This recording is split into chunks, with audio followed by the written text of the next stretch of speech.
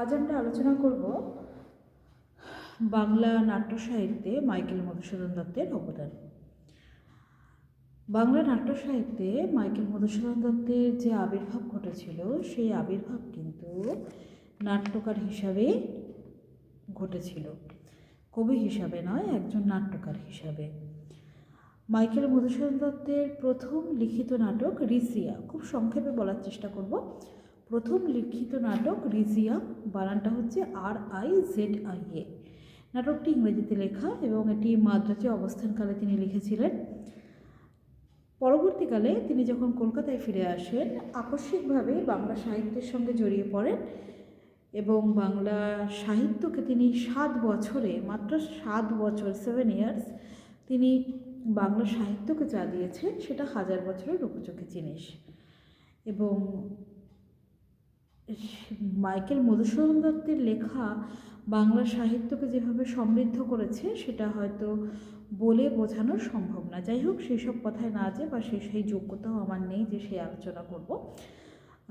এরপর আমরা চলে যাব বাংলা নাটকে মধুসূদন দত্তের বাংলা নাটককে কটি শ্রেণীতে ভাগ করা যায়। মধুসূদন দত্তের বাংলা নাটককে মূলত 3টে শ্রেণীতে ভাগ করা যায়: পৌরাণিক, ঐতিহাসিক এবং প্রহসন। পৌরাণিক নাটক কী কী রয়েছে? শর্মিষ্ঠা 1859 এবং পদ্মাবতী 1860।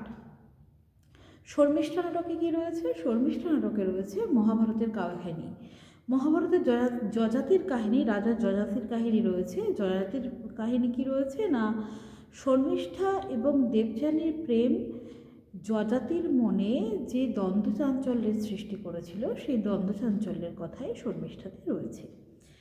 পদ্মাবতীতে কী রয়েছে না, পদ্মাবতী হচ্ছে মাইকেলের দ্বিতীয় নাটক এবং এটা শর্মিষ্ঠার থেকে অনেক বেশি ত্রুটিমুক্ত নাটক। এবং পদ্মাবতী নাটকের মধ্যে রয়েছে ইন্দ্রপত্নী শচী, মদনদেবের স্ত্রী রতি এবং কুবেরের স্ত্রী মুরুজা। এই 3 জনের মধ্যে রাজা ইন্দ্রনীল রতিকে সর্বশ্রেষ্ঠ সুন্দরী ঘোষণা করেন এবং ফল হিসাবে তিনি পদ্মাবতীকে স্ত্রী হিসাবে লাভ করেন। অপরূপ সুন্দরী পদ্মাবতীকে স্ত্রী হিসাবে লাভ করেন।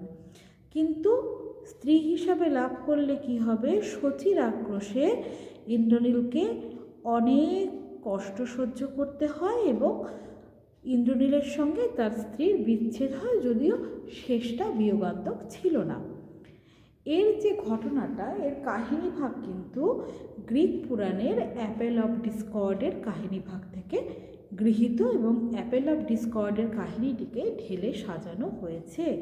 এবং এই নাটকেই মধুসূদন প্রথম অমিত্রাক্ষর ছন্দের প্রয়োগ ঘটিয়েছেন। এরপরে আমরা চলে আসব ঐতিহাসিক কাহিনীতে। ঐতিহাসিক কাহিনীর মধ্যে রয়েছে কৃষ্ণকুমারী। কৃষ্ণকুমারী কোন সময় দিয়ে লেখা না, যখন তিনি মেঘনাদ বধ কাব্য লিখছিলেন সেই সময় দিয়ে কৃষ্ণকুমারী লেখা। কৃষ্ণকুমারীর কাহিনী টডের annals and antiquities of Rajasthan থেকে সংকলিত। আবার বলছি, টডের annals and antiquities of Rajasthan থেকে সংকলিত। এবং এর যে পরিণাম সেটা ট্র্যাজেডির হাহাকার, মানে এর পরিণামটা হচ্ছে ট্র্যাজেডি। শেষ পর্যন্ত নাটকটা ট্র্যাজিক নাটক হয় এবং অনেকে এই নাটকের সঙ্গে ইউরিপিডিসের ইফিজিনিয়া অ্যাট তৌরিস নাটকের মিল পেয়ে থাকেন। তা এর ঘটনাটা অতি সংক্ষেপে, মানে কণা মাত্র সূচাগ্রবৎ মাটির মতো একটু বলি।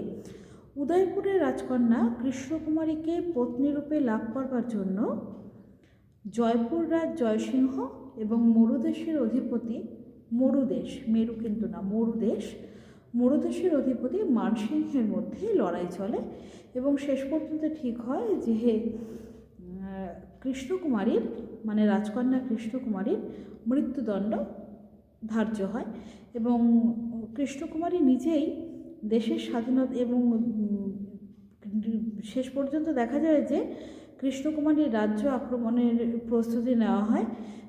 2 রাজা নিজেদের দ্বন্দ্বে কৃষ্ণকুমারীকে লাভ করার জন্য কৃষ্ণকুমারীর রাজ্য আক্রমণের প্রস্তুতি নেয় এবং শেষ পর্যন্ত কৃষ্ণকুমারী নিজের রাজ্যকে বাঁচানোর জন্য নিজের প্রাণ উৎসর্গ করেন। এটাই হচ্ছে কৃষ্ণকুমারীর কাহিনী। এরপরে চলে যাব, দুটো প্রহসন আছে। প্রহসন দুটো হচ্ছে গিয়ে, একটা হচ্ছে একেই কি বলে সভ্যতা, আর একটা বুড়ো শালিকের ঘাড়ের রোম। রোম ইজ ভীমরতি আর কি। দুটোতে কি রয়েছে না, একেই কি বলে সভ্যতায় রয়েছে ইংরেজি শিক্ষিত কিছু তরুণ যুবকের আবির্ভাব হয়েছিল, যারা ভ্রষ্টাচার, কদাচার ইত্যাদি ইত্যাদি বিষয়গুলোকে মানে একটা উচ্ছৃঙ্খলতার পর্যায়ে চলে গেছিলো, যারা ইংরেজি ভাষাটা শিখে নিজেদেরকে এমন কিছু মনে করতে শুরু করেছিল যেগুলো প্রাচীন মানে মানুষকে হয়রানি করা ছাড়া আর কিছু না। তাদেরকে কিছুটা রঙ্গব্যঙ্গের ভাষায় তাদেরকে কিছুটা আঘাত করার চেষ্টা করেছিলেন মধুসূদন। এবং বুড়ো শালিকের ঘাড়েরও প্রহসনে এখানে প্রাচীন এখানটায় বুড়ো শালিকের ঘাড়েরও প্রহসনে ওই কিছু ভণ্ড ব্রাহ্মণ পণ্ডিতদের চারিত্রিক লাম্পট্য ইত্যাদি, তাদের মদ খাওয়া বা তাদের বিভিন্ন নেশায় আক্রান্ত হওয়া, এগুলোকে কম বেশি তুলে ধরা হয়েছে।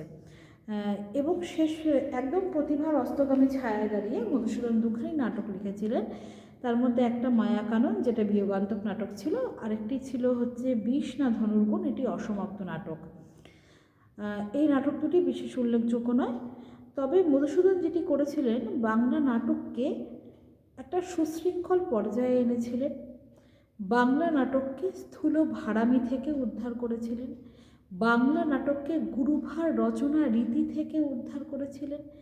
বাংলা নাটকে নতুন ছন্দ সৃষ্টি করেছিলেন। বাংলা কাব্যসহ নাটক সর্বত্রই নতুন ছন্দের সৃষ্টি করেছিলেন। এবং প্রহসনের মাধ্যমে, কৌতুকের মাধ্যমে যে বাংলা নাটককে একটা নতুন রূপ দেওয়া যায়, এটাই মাইকেল দেখিয়েছিলেন। সুতরাং এইটুকুর মধ্যেই আমরা খুব ছোট্ট করে, খুব সংক্ষেপে মাইকেলের নাটক সম্বন্ধে আলোচনা করলাম। পরের দিন অন্য কিছু নিয়ে অবশ্যই আলোচনা করার চেষ্টা করব। সবাই ভালো থেকো। পরদিন আমি আবার আসছি অন্য নতুন কোনো ভিডিও নিয়ে।